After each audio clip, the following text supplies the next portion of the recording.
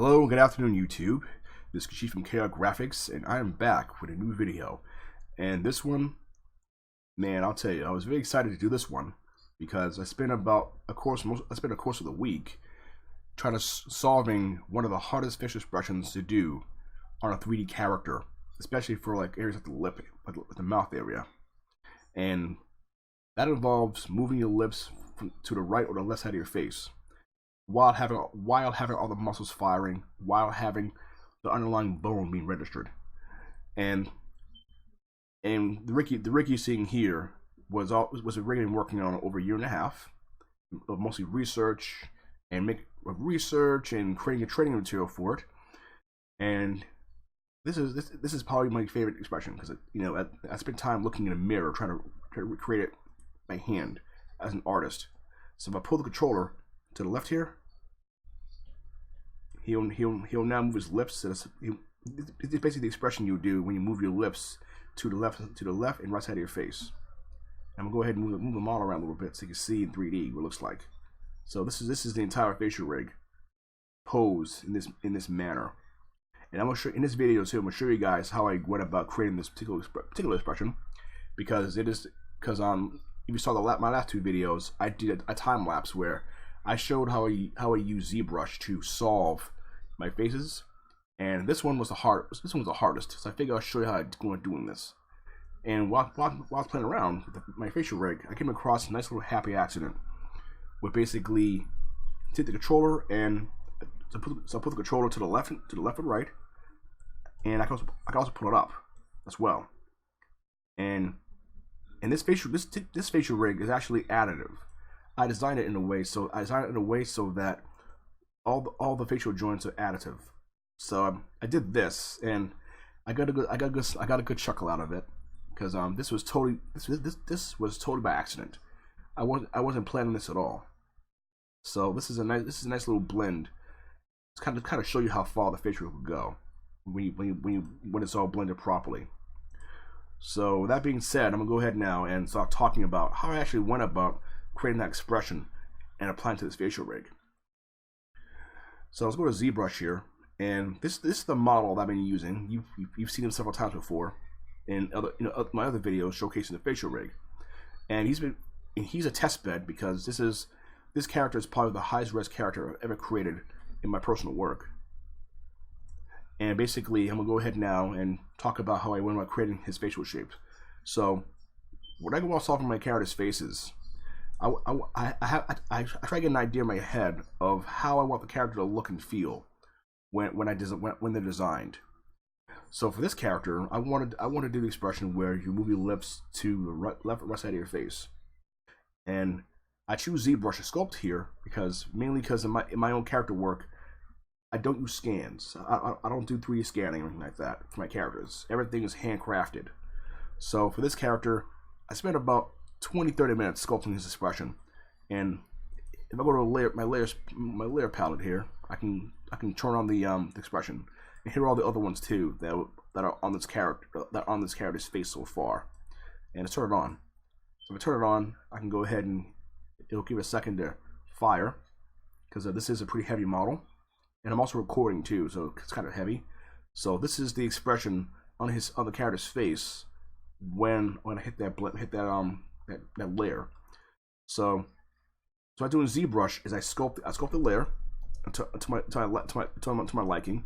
And the advantage of this method versus using just a straight up tools in Modo for sculpting is in ZBrush I can sculpt the expression I want on a layer, and then let's say I want to move, like I said earlier, I want to move the lips up as another expression. I can do that by keeping this on, create a whole new layer, and then pull the lip up, and then modify it as see fit. This is actually a really good way to see how the blend shapes react to one another, since they're additive. And of course the more you have blend shapes, the more complex it is for animation. So if I turn this on and off, you'll see how it fires based on the pose I set it to. And once I'm happy with it, I'll go ahead and export the model as an OBJ and send it back to Modo for solving.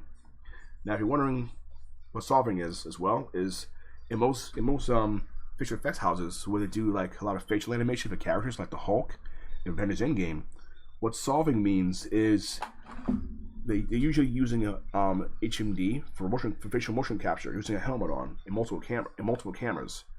And what they do is they take the data from that facial capture, they solve it by creating the locators, the locators for the markers on his face, and they bring it back and they retarget that onto the CG creature.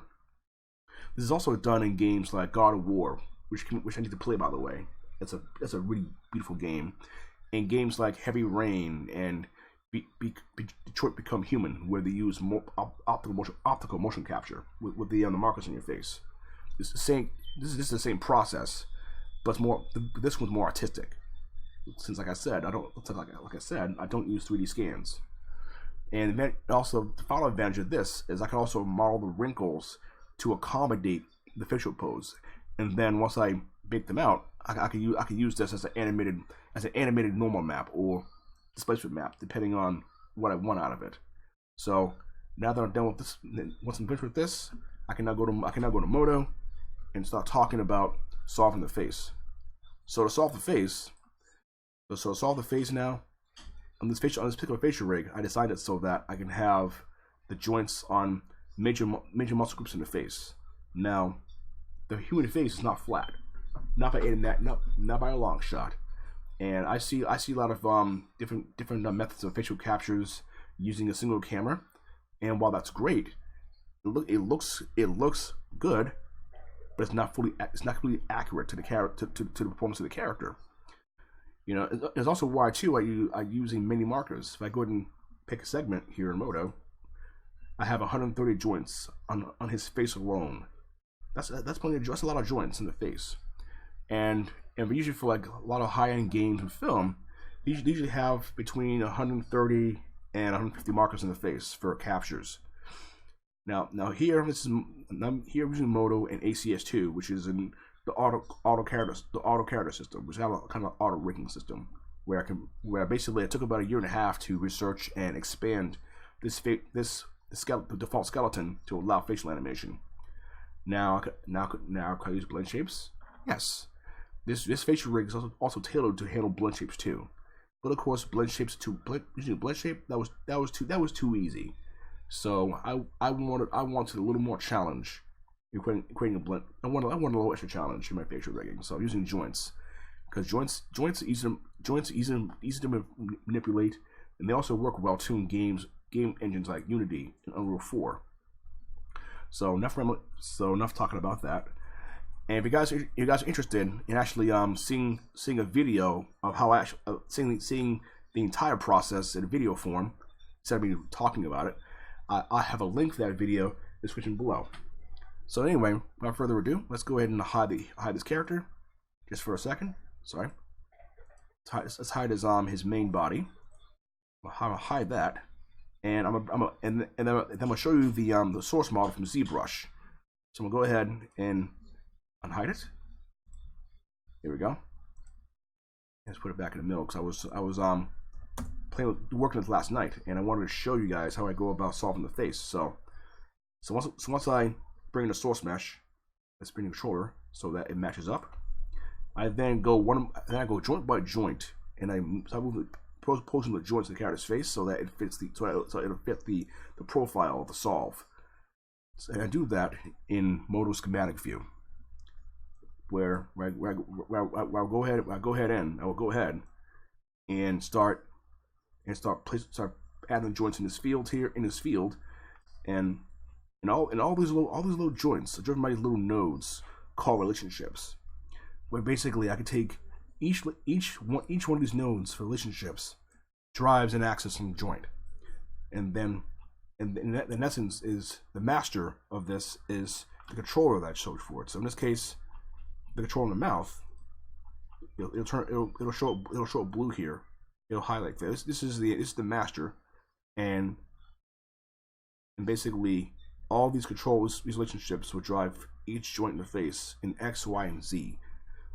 And the cool thing about this facial rig like this is, if I pick one of these nodes again, I have full control. I have full control of the coordinates. I can move them joints wherever I want to and record their transforms right in this facial rig. And I'm pretty sure most companies like 3 Lateral or Cubic Motion, this is how they solve their faces using 3D using the scan data. They most likely create a bone rig to match the actor, which is really ingenious. And I'm hoping to do the same thing here in Modo as well. So once I finish solving the face, and yes, I do solve the left and the right side. So if I go ahead and pull this to the side there, it won't match it right away.